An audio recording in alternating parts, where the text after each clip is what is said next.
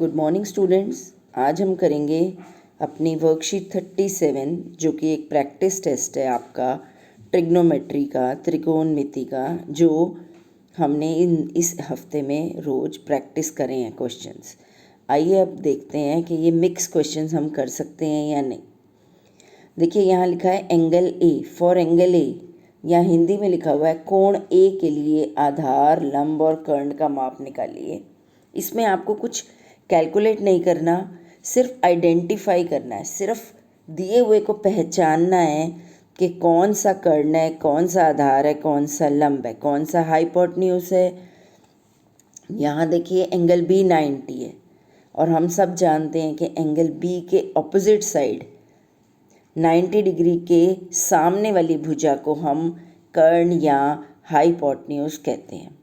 अब क्योंकि यहाँ पर हमें दिया है एंगल ए के उसमें निकालिए, तो मैंने आपको शुरू में जब हमने ये चैप्टर किया था तब भी बताया था कि जिस एक्यूट या न्यून एंगल के हिसाब से हम करते हैं उस एंगल के साथ वाली भुजा को हम आधार या एडजेसेंट साइड कहते हैं, और जो हमारा परपेंडिकुलर होता है या ऑपोजिट साइड होता है उसको हम कहते हैं उसको हम कहते हैं लंब। तो यहाँ पर 3 आधार है, 3.3 हमारा परपेंडिकुलर या लंब है और 4.5 हाइपोटेन्यूज या कर्ण है। आइए क्वेश्चन नंबर 2 देखते हैं। उसमें लिखा है अगर tan 3/4 tan a है 3/4 तो sin a multiply cos a निकालना है। हमें दिया हुआ है tan a इज़ 3/4 और हम सबको फॉर्मूला से पता है tan होता है P/B। P मतलब परपेंडिकुलर, लंब, B मतलब आधार, बेस।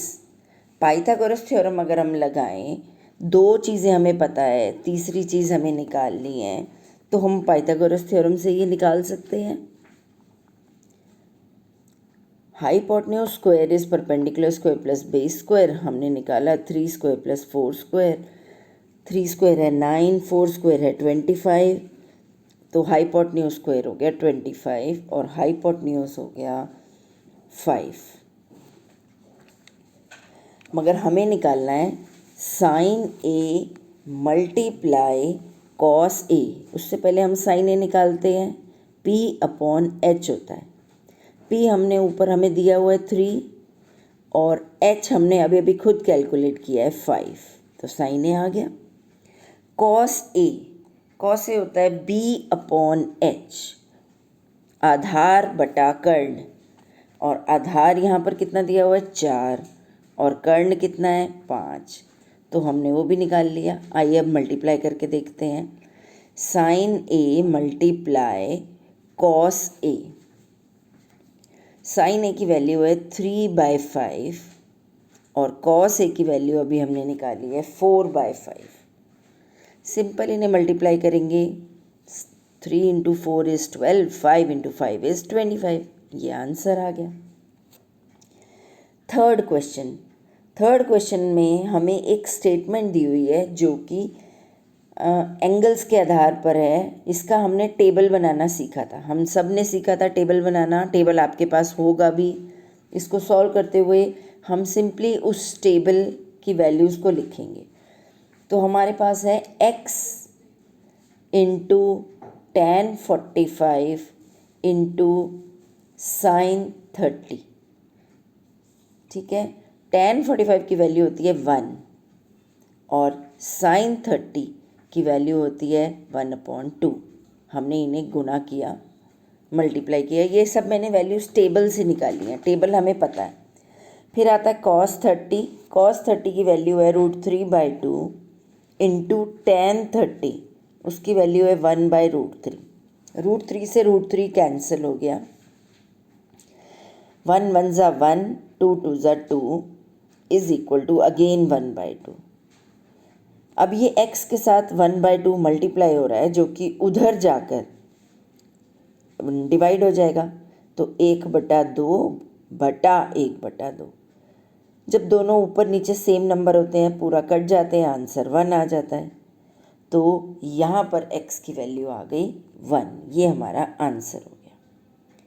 चलिए नेक्स्ट क्वेश्चन करते हैं। नेक्स्ट क्वेश्चन में हमें एक स्टेटमेंट दी है sine square B is equal to 2 sine B, और हमें ये बताना है कि b का मान, b मतलब जो हमारा, अब हमें चारों कोण दिए हुए हैं, हम क्या करेंगे, हम इस स्टेटमेंट में हर कोण एक एक पुट करके देखेंगे।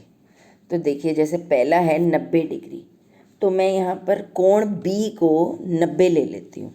तो साइन स्क्वायर B की जगह हो गया साइन स्क्वायर 90, और 2 साइन B की जगह हो गया 2 साइन 90। अब साइन 90 होता है 1 का स्क्वायर, और 2 इंटू अगेन 1 का स्क्वायर होता है 1, 2 1 ज़ा 2, बट ये तो बराबर नहीं है, तो ये असत्य है, फॉल्स है। तो ये तो 90, इसका मतलब हमारा आंसर नहीं है। अब हम देखते हैं इसी में ही 60 की वैल्यू डाल के देखते हैं। Sine square 60 is equal to 2 sine 60, और साइन 60 कितना होता है, √3/2। इसका स्क्वायर करेंगे, यहाँ पर बेटा स्क्वायर होता है तो हम स्क्वायर करते हैं, और मल्टीप्लाई नहीं होता तो हम नहीं करते हैं, क्योंकि यहाँ अलग से स्क्वायर लिखा हुआ है।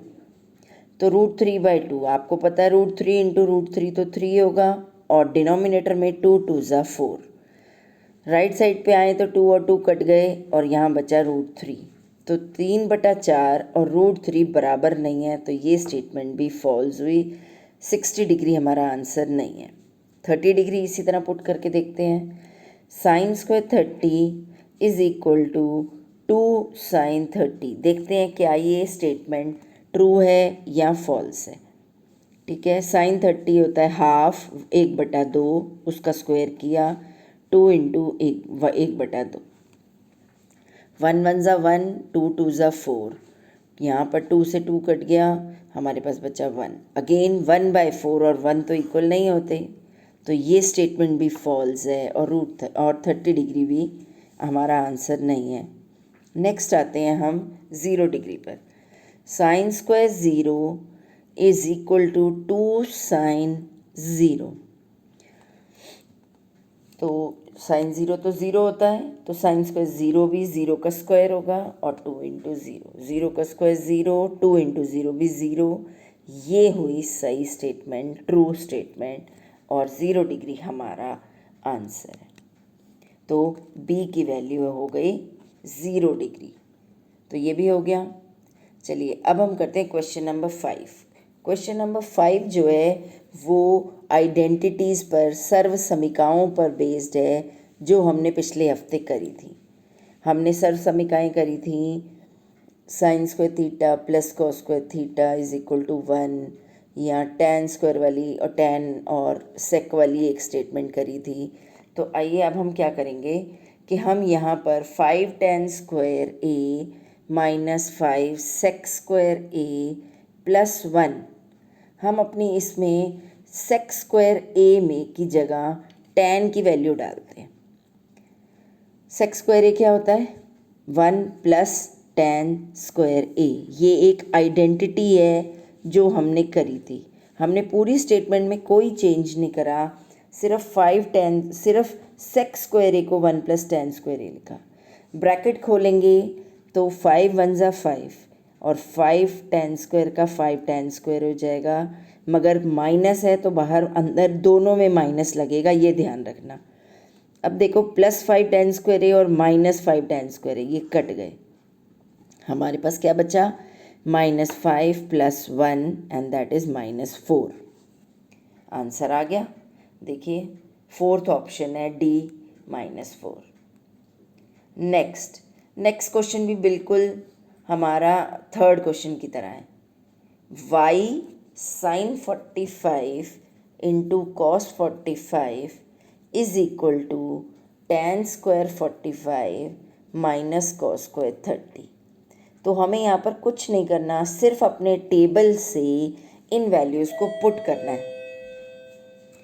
तो y इंटू 1/√2 साइन 45 की वैल्यू इंटू अगेन 1/√2 कॉस 45 की value is equal to tan square 45, tan 45 1 होता है तो 1 का स्क्वायर माइनस कॉस स्क्वायर 30√3/2 होता है, तो स्क्वायर साथ में लगेगा क्योंकि कॉस स्क्वायर 30 दिया हुआ है।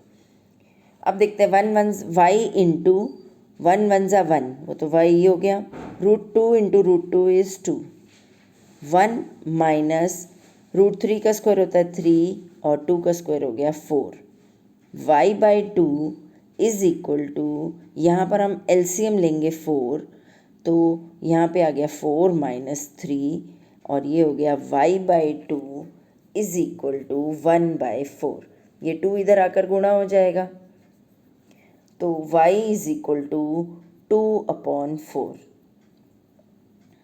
और ये कटेंगे, हमारे पास आंसर आ जाएगा 1/2। ठीक है बेटा, तो हमारा 6 क्वेश्चन हो गया, उसका बी ऑप्शन आ रहा है 1/2। नेक्स्ट क्वेश्चन करते हैं, sine A is equal to 1/2, तो कॉट ए की वैल्यू निकालिए, कॉट ए का मान निकालिए। अगेन ये हमारा सेकेंड क्वेश्चन की तरह साइन ए क्या होता है P/H और यहाँ दिया हुआ है 1/2, इसका मतलब P है 1 और H है 2। पाइथागोरस थ्योरम लगाकर दो वैल्यूज़ दी हुई हैं, तीसरी को हम निकाल सकते हैं। क्या मिसिंग है यहाँ पर? बेस, आधार मिसिंग है। H दिया हुआ है 2, P दिया हुआ है 1 और B नहीं दिया हुआ, हमें ढूंढना है। 4 minus 1, 4 is equal to 1 plus B square, 4 इधर 1 इधर आ जाएगा, 4 minus 1 is equal to B square, 3 is equal to B square, तो b की वैल्यू हो जाएगी √3। ठीक है बेटा, मगर अभी ये आंसर नहीं है हमारा, अभी ये तो √3 तो b की वैल्यू आई है। अब हमें निकालना है कॉट ए। कॉट होता है tan का रेसिप्रोकल, tan होता है P/B, मगर कॉट ए उसका रेसिप्रोकल होगा व्युत्क्रम, तो वो हो जाएगा B/P। b की वैल्यू √3 और p की वैल्यू 1, तो कॉट ए की वैल्यू आ गई √3, तो हमारा आंसर हुआ √3, first part, first option. Next question भी उसी तरह का है, सिर्फ इतना फ़र्क है कि यहाँ पर हमारे पास एग्जैक्ट न्यूमेरिकल वैल्यू नंबरों में आंसर नहीं आएगा, आंसर हमारा AB में आएगा, तो हम उसे पूरी तरह सॉल्व नहीं कर पाएंगे। हम उसे देखिए आपके पास ऑप्शन में भी इसी तरह है, तो वही करेंगे हम। तो फिर से वही सेम क्वेश्चन है, उसी तरह का जैसा अभी आपने ऊपर किया है। साइन थीटा इज A/B, जो कि होता है परपेंडिकुलर अपॉन हाइपोटन्यूज, लंब बटा कर्ण। तो लंब और कर्ण हमें दिया हुआ है, और लंब और कर्ण की वैल्यू रखकर हम आधार की वैल्यू निकालेंगे, बेस की value. h² is P² plus B²। h हमने देखा B है B², A और P है A²। हमें यहाँ पर कैपिटल B² की वैल्यू निकालनी है, ये मान के चलिएगा। ठीक है, तो कैपिटल B² हमारा हो गया √B² माइनस A²। ये क्या निकला हमारा? आधार। और tan थीटा क्या होता है? P/B, परपेंडिकुलर अपॉन बेस, लंब बटा आधार। लंब देखिए यहाँ पर है A और आधार अभी हमने नीचे निकाला है √B² माइनस A²। तो हमारा आंसर होगा C पार्ट। ठीक है बेटा, अब हमें करना है, एक सिद्ध कीजिए, to prove tan theta plus 2 into 2 tan theta plus 1 is equal to 5 tan theta plus sec² theta. फिर से ये आइडेंटिटी है और हमें इसे सॉल्व करना है। tan theta plus 2 is into 2 tan theta plus 1, हम क्या करते हैं? मल्टीप्लाई करते हैं। tan theta into tan theta is 2 tan² theta, यहाँ पर 2 भी था तो 2 भी इंक्लूड कर लिया। tan theta into 1 is tan theta, फिर 2 इंटू 2 4 tan थीटा, फिर 2 इंटू 1 इज़ 2। अब देखिए बेटा, अब हम क्या करेंगे, 2 tan स्क्वायर थीटा प्लस, देखिए आप ये दोनों लाइक टर्म्स हैं, सिर्फ tan थीटा वाली, तो ये बन जाएंगी 1 tan theta plus 4 tan theta equal to 5 tan theta. ठीक है बेटा, ऊपर हमारे पास जो क्वेश्चन है उसमें राइट हैंड साइड पर tan theta plus sec square theta है। ठीक है, तो हम क्या करेंगे, हम यहाँ पर अपनी आइडेंटिटी लगाएंगे, 1 plus tan square theta is equal to sec square theta. ठीक है, और tan स्क्वायर थीटा क्या हो जाएगा फिर, सेक स्क्वायर थीटा माइनस 1। वही हम यहाँ पे करके देखते हैं। 5 tan थीटा तो हमें मिल चुका है, जो राइट हैंड साइड पे 5 tan थीटा है वो हमारे पास है। तो हमने क्या किया, 2 sec square theta minus 1 plus 5 tan theta plus 2। हमने ये सेकेंड और थर्ड टर्म को चेंज नहीं करा। ब्रैकेट खोला, 2 into sec square theta is 2 sec square theta, 2 into 1 minus 1 is minus 2 plus 5 tan theta plus 2 और माइनस 2 कट गए, हमारे पास बचा 2 sec square theta plus 5 tan theta. ये क्वेश्चन में थोड़ी सी मिस्टेक थी, यहाँ पर राइट हैंड साइड पर आप 2 सेक स्क्वायर थीटा ही लिखेंगे। लास्ट क्वेश्चन करते हैं हम बेटा फिर से। देखिए क्या है, 1 plus cot square theta upon 1 plus cosec theta is equal to, ये देखिएगा आप ध्यान से कि 1 प्लस कॉसेक थीटा सिर्फ कॉट थीटा के नीचे है, ये 1 को इंक्लूड नहीं कर रहा। एलसीएम लेते हैं हम, तो एलसीएम लेने पर क्योंकि डिनोमिनेटर में सिर्फ 1 प्लस कॉसेक थीटा है तो 1 प्लस कॉसेक थीटा आ गया। एलसीएम लिया तो हमारे पास आ गया 1 plus cosec theta plus cot square theta upon 1 plus cosec theta. तो 1 प्लस, हमने यहाँ पर क्या किया, रीग्रुपिंग कर ली। हमें नज़र आ रहा है हम 1 फर्स्ट टर्म और लास्ट टर्म को अगर मैं इकट्ठा लिख दूँ तो आराम से मेरे को एक मेरी आइडेंटिटी मिल जाएगी। तो मैंने वही किया, सिर्फ मैंने रीग्रुपिंग करी है, 1 plus cot square theta plus cosec theta upon 1 plus cosec theta. तो 1 प्लस कॉट स्क्वायर थीटा होता है कॉसेक स्क्वायर थीटा, वो हमारा आ गया। अब हम क्या करेंगे, कॉमन ले लेंगे, कॉसेक थीटा कॉमन लिया ऊपर तो कॉसेक थीटा प्लस 1 बचा और 1 प्लस कॉसेक थीटा नीचे बचा। अब आप देखिए 1 प्लस कॉसेक थीटा या कॉसेक थीटा प्लस 1 दोनों सेम है, तो ये दोनों कट गए, हमारे पास क्या बचा, कॉसेक थीटा। तो देखिए बेटा हमारा 10th क्वेश्चन भी सॉल्व हो गया। इसी